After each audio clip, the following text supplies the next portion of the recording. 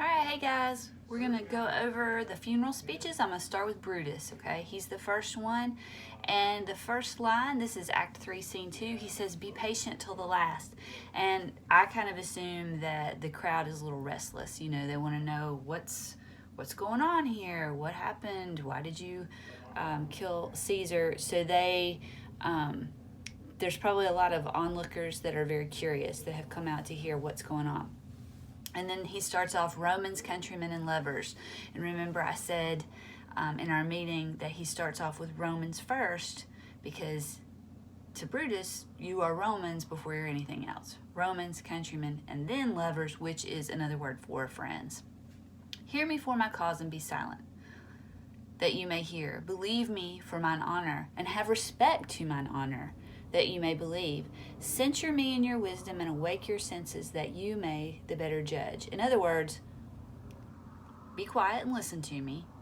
Believe me because I am honorable, and if you find some fault in me, then you can judge me, okay? "If there be any in this assembly, any dear friend of Caesar's, to him I say that Brutus's love to Caesar was no less than his." If there's anybody here who says they loved Caesar, hey, I didn't love him any less. "If then that friend demand why Brutus rose against Caesar, this is my answer." So if you're asking if I love him so much, why would I kill him? Here's my answer. "Not that I loved Caesar less, but that I loved Rome more." And this is really and truly, he's being sincere. This isn't even made up. That's really legitimately why he did it. He loves Rome more than he loves anybody else, even his friend. Then he asks rhetorical questions. So here's a place where you would mark this, okay? He's asking questions that you already know the answer to, that the crowd already knows the answer to. "Had you rather Caesar were living and die all slaves than that Caesar were dead to live all free men?" Would you rather be slaves and have him be alive, or would you be free and have him be dead? And of course the answer, nobody's going to be like, I'd rather be a slave. I mean, nobody's going to say that, right? He knows that, so he's making a point there. "As Caesar loved me, I weep for him. As he was fortunate, I rejoice at it. As he was valiant, I honor him. But he was ambitious, so I slew him. There is tears for his love, joy for his fortune, honor for his valor, and death for his ambition." So you've got a lot of parallel construction going on there. I loved him, so I'm crying for him. He was fortunate, and I rejoice at it. He was valiant, and I honor him because of that bravery. But he was ambitious, so I killed him. Tears for his love, joy for his fortune, honor for his valor, and death for his ambition. So if you're looking for repeated words and phrases, ambitious and ambition are some things that he repeats. Because what's he trying to drive home to the crowd? Caesar needed to die because he was too ambitious. He wanted to become the king, and we can't have that because that's not what we are. Then he says, and I love this, these are other examples of rhetorical questions. "Who here is so base that would be a bondsman? If any speak, for him have I offended. Who here is so rude that would not be a Roman? If any speak, for him have I offended. Who is here so vile that would not love his country? If any speak, for him have I offended." I pause for a reply. I love that part. He already knows the answer. I'll pause. I'll wait here. Who here wants to be a slave? Who here doesn't want to be a Roman? Who here doesn't love their country? Again, nobody in the crowd's going to be like, "Man, I don't love Rome. I want to be a slave. Don't care about the country." Okay? He knows this. He's like, if you can answer, "Yeah, I'd rather do these things," then I've offended you and I'm sorry. Who here feels that way? He knows nobody feels that way. Nobody's going to say that. And he even says, I pause for a reply so that everybody in the crowd can hear nobody disagrees with him, right? And in fact, the whole crowd says, "None, Brutus, none." No, I love my country. I love Rome. Then he says, "Then none have I offended. I have done no more to Caesar than you shall do to Brutus. The question of his death is enrolled in the Capitol, his glory not extenuated, wherein he was worthy, nor his offenses enforced, for which he suffered death."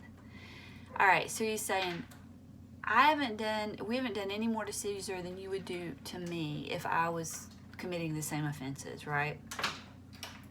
So then here comes Anthony, which this was a huge mistake on Brutus's part to let him come. So they come in with Caesar's body. Here comes his body, mourned by Mark Antony, who, though he had no hand in his death, shall receive the benefit of his dying, a place in the commonwealth, as which of you shall not. He's like, oh, here's Mark Antony, who, even though he wasn't a conspirator and he was not involved in the murder, he's still reaping the benefits of this, right? So, like, Mark Antony's going to come over here and tell y'all why this was all wrong and everything, but isn't he going to gain the benefits of maintaining the commonwealth and maintaining equality and freedom and not having a king? Right. And so then he wraps it up. I mean, he's made his case. With this I depart, that as I slew my best lover for the good of Rome, I have the same dagger for myself when it shall please my country to need my death. All right, he's like, I killed my best friend for the good of Rome, and you can use the same dagger and kill me if it ever would benefit the country. Like, that's how serious I am about this. And again, he's not lying. He's for real. He would totally sacrifice himself if he felt that it was for the greater good, if Rome would benefit from this. Of course, the crowd loves this. Live, Brutus, live, yay, right? And so they're all good with it. He could have gotten off scot-free at this point. But then Mark Antony shows up on the scene, right? And Brutus, against the advice of Cassius and the other conspirators, who said, we should kill him and get rid of him because he's a problem. And Brutus said, no, we don't want to do that. That's too violent. And we should let him speak. Lets him go after he's spoken. He has it taken care of, and then he lets Mark Antony get up. And Mark Antony, mirroring what Brutus said at the beginning, says, friends, Romans, countrymen, lend me your ears. He starts off with friends, not Rome. Friends are more important. He puts them in the number one spot, right? Friends, Romans, countrymen, lend me your ears. I come to bury Caesar, not to praise him. The evil that men do lives after them. The good is oft interred with their bones, so let it be with Caesar. He was not a perfect guy. Not saying that he was, right? I'm not here to like tell you how awesome he was or anything like that. I just want to bury him and honor his memory. The noble Brutus hath told you Caesar was ambitious.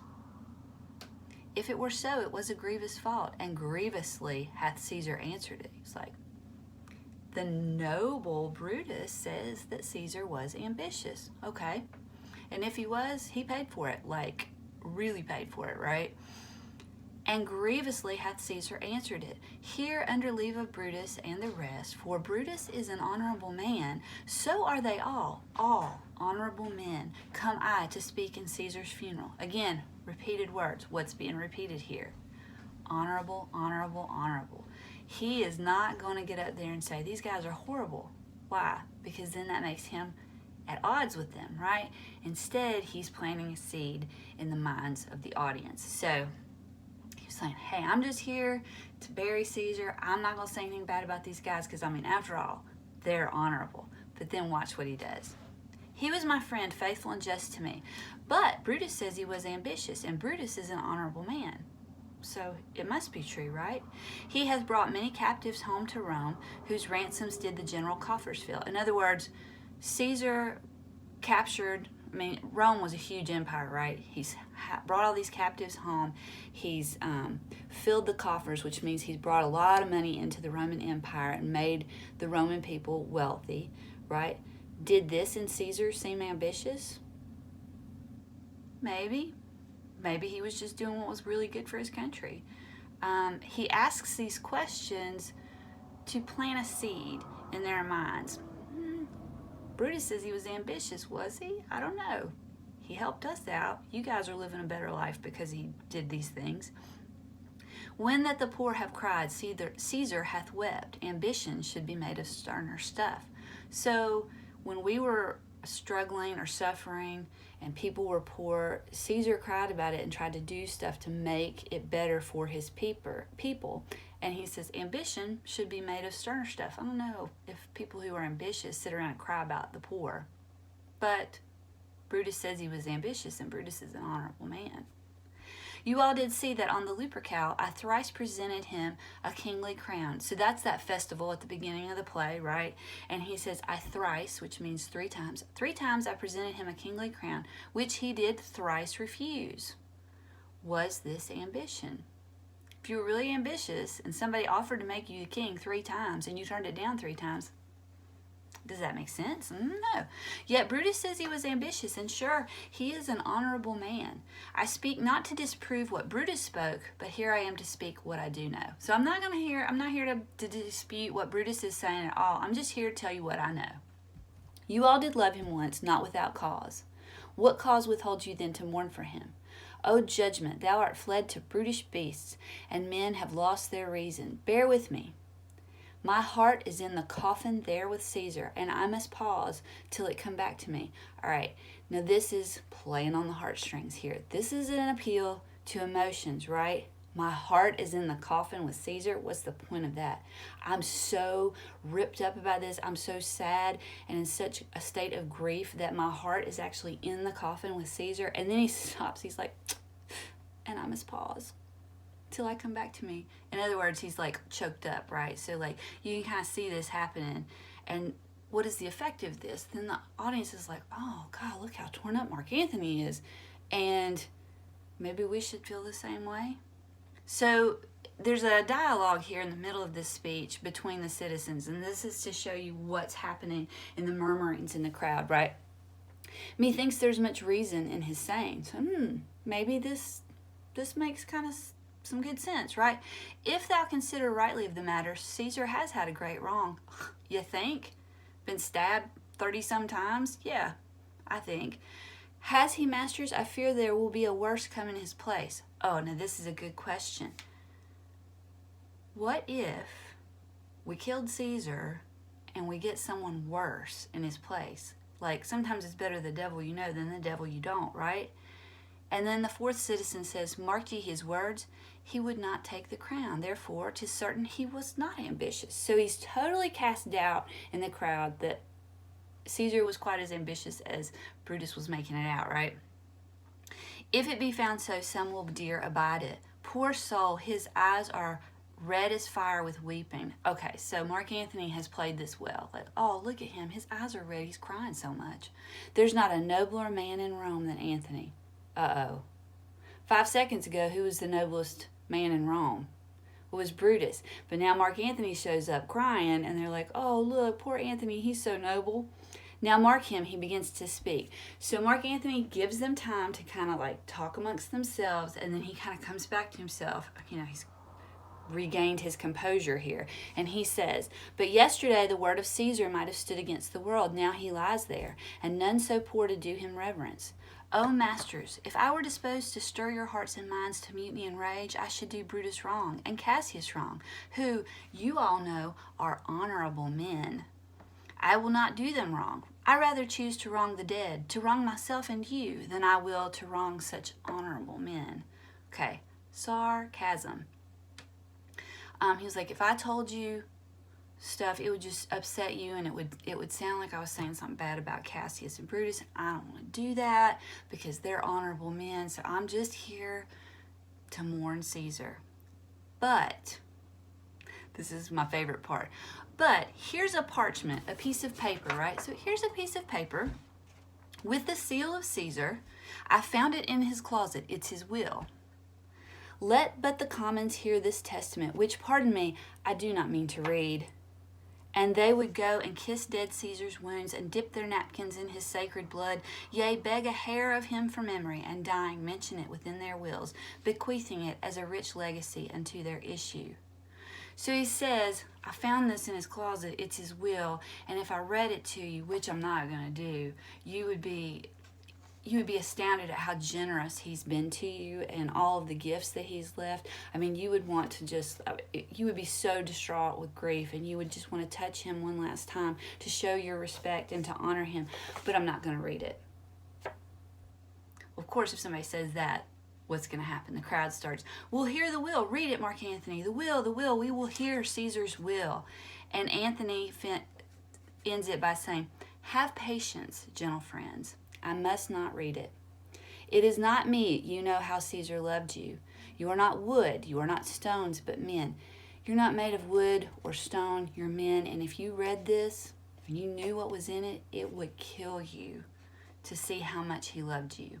And being men, bearing the will of Caesar, it will inflame you. It will make you mad. 'Tis good you know not that you are his heirs. For if you should, oh, what would come of it? I can't read it. It would cause a riot in the streets. If I read this, there would be chaos and madness, and I can't do it. It would be something too horrible to speak. And he leaves it at that. And of course, what happens? Rioting in the street. The crowd goes insane, and at that point, they're ready to kill Cassius and Brutus and all of the conspirators, and they have to flee, which leads to the rest of the play, right, that you saw in the video. So there's a lot going on in these speeches. What I want you to do is to go through and find those rhetorical devices. Where are the repeated words and phrases? Where is the sarcasm? What rhetorical questions are being asked? Where is the appeal to emotions, to logic, to ethics, a sense of right and wrong? Where do you see those things? Identify those things in each speech, and then on your graphic organizer, you're going to choose rhetorical strategies and examples from the speech that illustrate that. So if you choose rhetorical question as your first rhetorical strategy, where do you see Brutus asking a rhetorical question? Where do you see Mark Antony? Who did it more effectively and why? Really think about the why. Like, what was so effective about that? How did they use that to their advantage to sway the crowd? Okay, so that's the objective this week. Remember, the project at the bottom of the page is optional. That is the photo. If you have any questions, email me, and I will be mailing out prizes to the winners. I will talk to you guys later. Thanks. Bye.